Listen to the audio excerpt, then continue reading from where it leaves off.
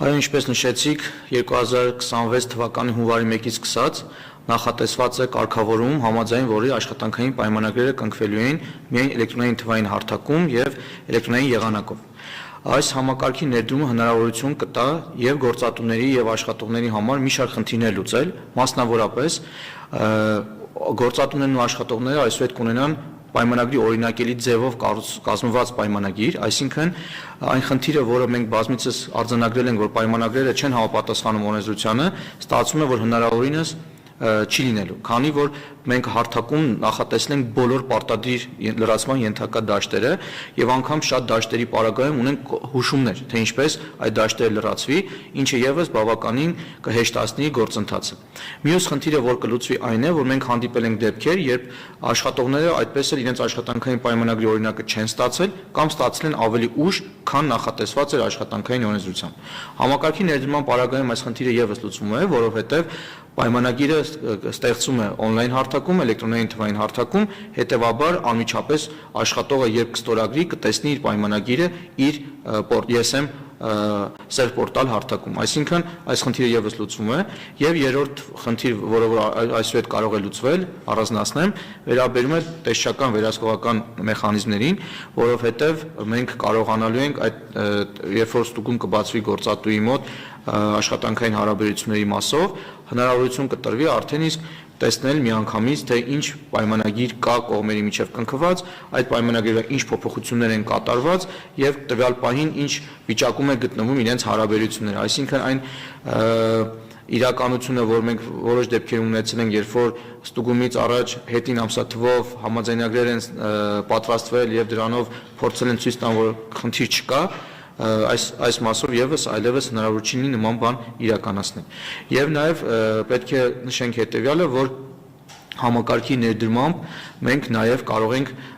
փաստել, որ կլինի մեկ հնարավորություն նաև մեր աշխատողների կողմից, որ իրենք երբ որ իրենց պայմանագրեր, իրենց տարբեր տեղեր աշխատելու մասով ինֆորմացիա ուզենան ներկայացնեն որևիցե գործատուի, կկարողանան իրենց պայմանագրերը օրինակի համար տպեն եւ դա եւս ներկայացնեն, որովհետեւ սա համարվելու է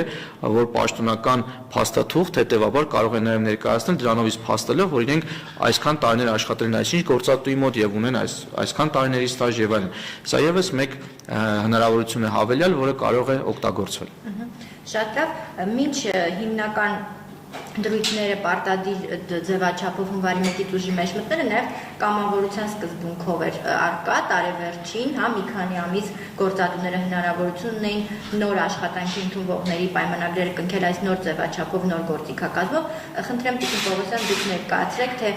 այս ընթացքում քանի գործատու է արդեն կնքել, համակարգը որքանով է աշխատել, խնդիրներ եղել են թե չեն եղել եւ արդյոք այս հունվարի 1-ից սպասվող հոսքին համակարգը պատրաստ է։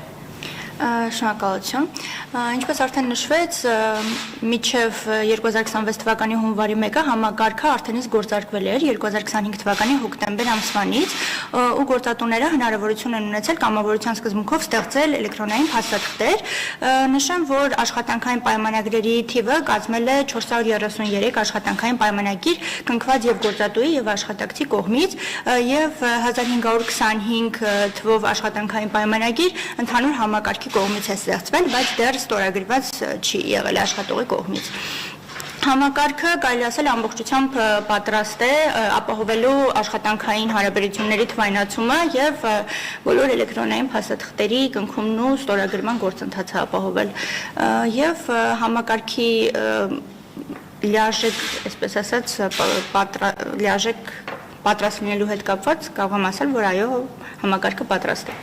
Այս մասով եթե կարելի է կարճ լրացում, 433 պայմանագիրը, որին գործընկերը նշեց, վերաբերում է ընդունվողներին, այսինքն մենք 25 թվականի ընթացքում չէինք կարող համակարգ մուտքագրել ընդունված աշխատողների պայմանագրերը։ Ընդունված աշխատողների պայմանագրերը հնարավոր է մուտքագրել այս տարվա հունվարի 1-ից սկսած եւ այդ մասով մենք 1 տարի ժամանակ ենք նախատեսել մինչև 26 թվականի դեկտեմբերի 31-ը։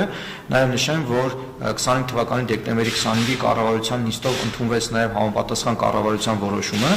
որի նպատակը հենց այդ ընթացակարգերի սահմանելն է, թե ինչպես են պայմանագրերը թղթային եղանակով, որը որ կնքվել են տարիներ շարունակ, տեղափոխվելու հարթակ։ Եվ պետք է նաեւ այս մասով նշեմ, որ այդ տեղափոխությունը չի նշանակում, որ աշխատողը նոր է ընդունվում աշխատանքի։ Ընդհանրապես իր պայմանագիրը, որը կա, գործող է, տեղափոխվում է թվային հարթակ, որպեսզի մեր ամբողջական տեղեկատվությունը ունենանք եւ միասնական նույն ձևաչափով եւ ունենանք նույն մեկ հարթակի մեջ։ Այդ նպատակով նաեւ կա համապատասխան կառավարության որոշում, որը ինչպես նշեցի, մի քանի օր առաջ է ընդունվել։